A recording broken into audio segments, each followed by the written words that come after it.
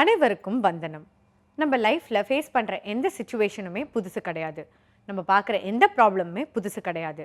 இது எல்லாமே நம்மளோட ஆன்செஸ்டர்ஸ் பார்த்த ப்ராப்ளம்ஸ் தான். இது எல்லாத்துக்குமே சொல்யூஷன் ரெக்கார்ட் பண்ண ப்ராப்ளம்ஸ் தான். ஆன்மீக கருத்துக்களை நம்ம கைடன்ஸாக யூஸ் பண்ணோம்னா கண்டிப்பாக எல்லாத்துக்குமே நம்ம சக்ஸஸ்ஃபுல்லாக ஒரு சொல்யூஷன் தேட முடியும். இன்றைய அன்றாட ஆன்மீக நிகழ்ச்சியில் திரு டி.எஸ். ராகவன் அவர்கள் ஆன்மீக கருத்துக்களை கொண்டு எந்த விஷயத்துக்கு நம்மளுக்கு கைடன்ஸ் கொடுக்க போகிறாருங்கிறத பார்க்கலாம்.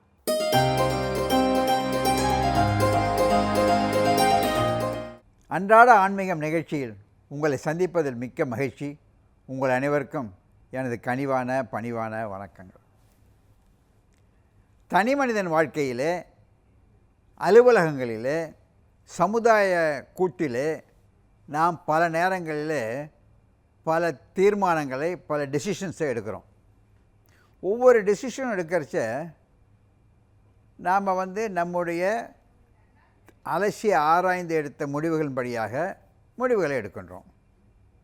சில சமயங்களில் தனி மனிதனாக, தனி அலுவலராக முடிவுகளை எடுக்கலாம்.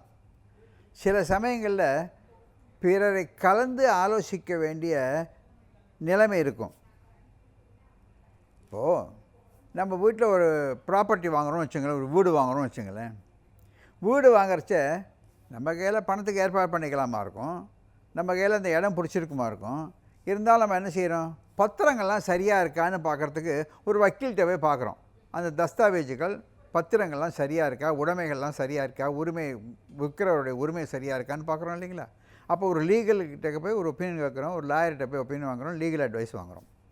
அதே சமயத்தில் அதில் வேறு ஏதாவது பக்கத்தில் ஏதாவது தொந்தரவு இருக்குமாங்கிறதுக்காக சர்வே எல்லாம் போய் பார்த்து அது தெரிஞ்சுக்கிறோம். அப்புறம் சில பேர் வாஸ்து கன்சல்டண்ட்டை போய் கேட்பாங்க. இது போன்று பல இடங்களில் போய் பலரை கேட்டுக்கிறோம். இதெல்லாம் விடுத்துங்க நம்ம வீட்டில் இருக்க பெரியவங்களை அழைச்சிட்டு போய் அந்த இடம் எப்படி இருக்குதுன்னு பார்த்து கேட்குறோம். இதெல்லாம் எதுக்கு செய்கிறோம்? ஒரு விஷயத்தை, ஒரு முடிவை, ஒரு இன்வெஸ்ட்மெண்ட்டை, ஒரு செயலை செய்வதற்கு முன்பாக பலருடைய அட்வைஸை, அறிவுரையை கேட்டு வாங்கிக்கிறோம். இது அலுவலகங்களில் பார்த்திங்கனாக்க பலவிதமான கன்சல்டன்ட்ஸ் இருப்பாங்க. லீகல் கன்சல்டன்ட் இருப்பாங்க, கார்ப்பரேட் கன்சல்டன்ட் இருப்பாங்க, டேக்ஸ் கன்சல்டன்ட் இருப்பாங்க, ஹெச்ஆர் கன்சல்டன்ட் இருப்பாங்க, மேனேஜ்மெண்ட் இதேமாதிரி பலவிதமான கன்சல்டன்ட்ஸ் இருப்பாங்க. அவர்களுடைய ஆலோசனைகளை கேட்டு ஒரு முடிவை எடுப்போமேயானால் சரியான முடிவாக இருக்கும். அதுதாங்க தேவையானது. அப்படி செய்தால் தான் முடிவுகளை அப்பழுக்கு இல்லாமல், குற்றம் குறை இல்லாமல் இருக்கும் என்பது தீர்மானமானது. இதை செய்யாமல் ஒரு எக்ஸிக்யூட்டிவ் இருக்காருன்னு வச்சுங்களேன், டாப் எக்ஸிக்யூட்டிவ் இருக்கிறாரு, சிஇஓ இருக்கார். அவர் எம்பிஏ படிச்சிருப்பார், மேனேஜ்மெண்ட்டில் பல டிபார்ட்மெண்ட்டை படிச்சிருப்பார், பல டிகிரி வாங்கியிருப்பார். அவருக்கு டாக்ஸேஷனை பற்றி நல்லா நாலேஜ் இருக்கும். அவருக்கு லீகல் கான்சிக்வன்ஸ் எல்லாம் தெரிஞ்சிருக்கலாம், ஹெச்ஆர் விஷயம் தெரிஞ்சிருக்கலாம். அது தவிர இன்வெஸ்ட்மெண்ட் போர்ட்ஃபோலியோவில் நிறையா அவருக்கு நாலேஜ் இருக்கலாம். இருந்தால் கூட வேறு யாரையாவது ஒருவரை கேட்டு தெரிஞ்சுக்கிறது சிறப்பாக இருக்கும். அப்படி இருந்தால் தான் சிறப்பான முடிவுகள் எடுக்க முடியும். இல்லைப்போ நினைவு ஆகிடுங்களேன், சில பேர் என்ன பண்ணுவாங்க, நம்ம அவங்கள கேட்டாக்க நமக்கு மரியாதை குறைச்சேன்னு கேட்கவே மாட்டாங்க. 6 பேர் கேட்டால் நான் முடிஞ்சு போச்சு, தப்பு. கேட்கலாம்ல, கேட்டுட்டு தெரிஞ்சுக்கலாம்ல.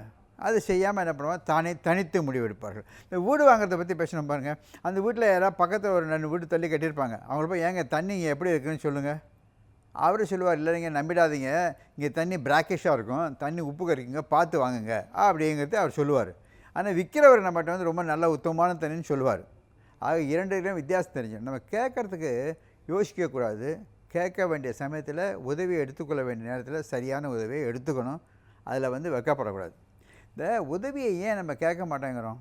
உதவியை கேட்காமல் இருக்கிறதுக்கு பல காரணங்கள் இருக்குது. நம்மிடம் இருக்கின்ற தன்னம்பிக்கை, ஓகே வெல்கம். இன்னொன்று ஒரு வெக்கம், அவங்கள போய் கேட்டோம்னா ஏதாவது தப்பாக நினச்சிப்பாங்கங்க அப்படிங்கிறது. இன்னொரு சில இடத்துல என்னன்னாக்க அது நமக்கு ஒரு மானக்குறைவு, தன்மானக்குறைவுன்னு நினச்சிப்பாங்க. அதனால் கேட்க மாட்டாங்க, செல்ஃப் ரெஸ்பெக்ட் குறைச்சுன்னு நினச்சிப்பாங்க. இது மாதிரி ஏதோ பல விதமான காரணங்களால் பிறரை கேட்பதில்லை. பிறரிடம் உதவிகளை கேட்காமல், பிறருடைய ஆலோசனை கேட்காமல் நம்ம தவிர்த்து விடுகின்றோம். அதனால் முடிவுகள் நல்லதாக இல்லாத மட்டும் இல்லை, முடிவுகள் மோசமாக கூட சில சமயம் போயிடும். நல்ல முடிவு எடுப்பதற்கு உதவி பெற வேண்டும், நல்ல முடிவு எடுப்பதற்கு ஆலோசனைகள் பெற வேண்டும், அதெல்லாம் நியாயம்.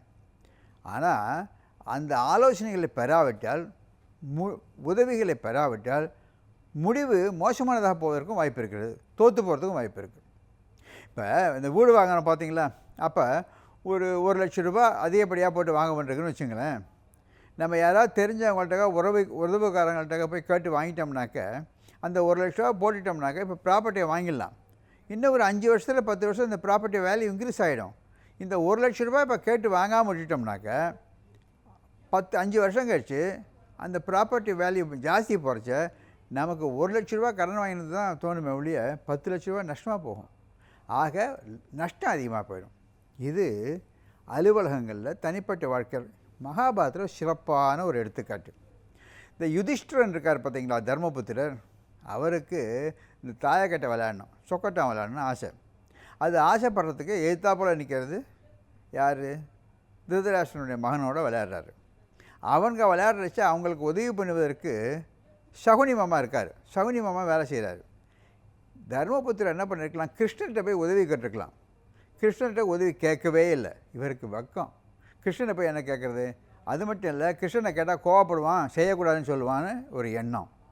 ஆக இவரிடம் இருந்த பல எண்ணங்கள் கண்ணபிரானிடம் கிருஷ்ண பரமாத்மனை போய் உதவி கேட்க வேண்டும் என்கின்ற எண்ணமே இல்லாமல் போச்சு.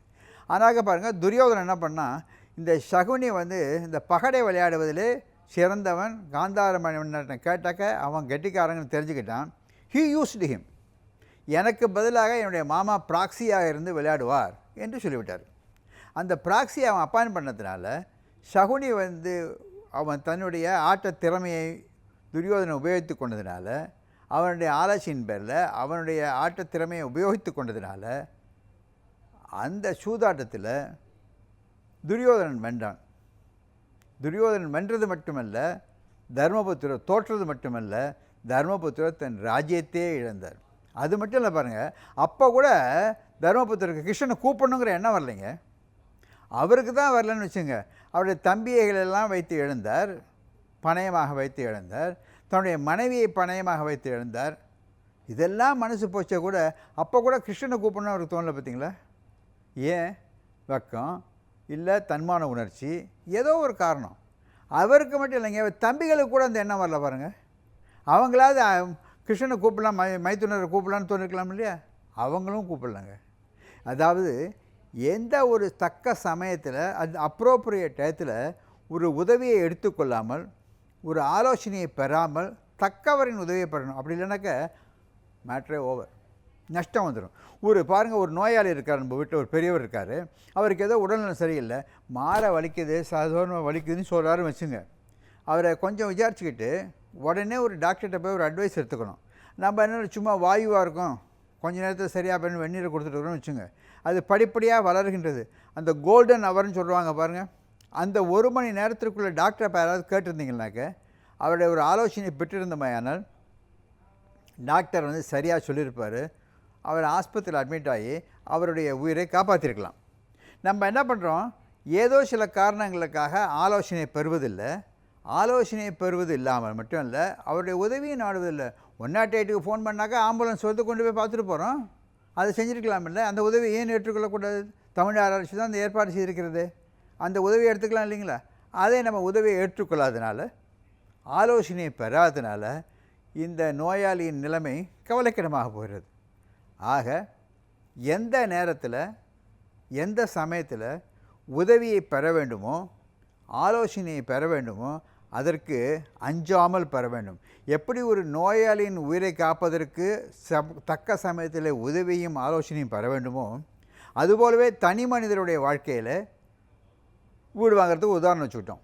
அது மாதிரி நிலைமைகளில் தக்க ஆலோசனைகளை பெற வேண்டும். அலுவலகங்களில் தக்க ஆலோசனைகளை, corporate advice, income tax advice, legal advice எல்லாம் தக்க சமயத்தில் எடுத்துக்கொள்ள வேண்டும். எடுத்துக்கொண்டால் வெற்றி. ஆக தயங்காமல் ஆலோசனைகளையும் உதவிகளையும் பெற வேண்டும் என்பது ஆன்மீகத்திலிருந்து நமக்கு கிடைக்கின்ற ஒரு செய்தி. மறுமுறை பார்ப்போமா?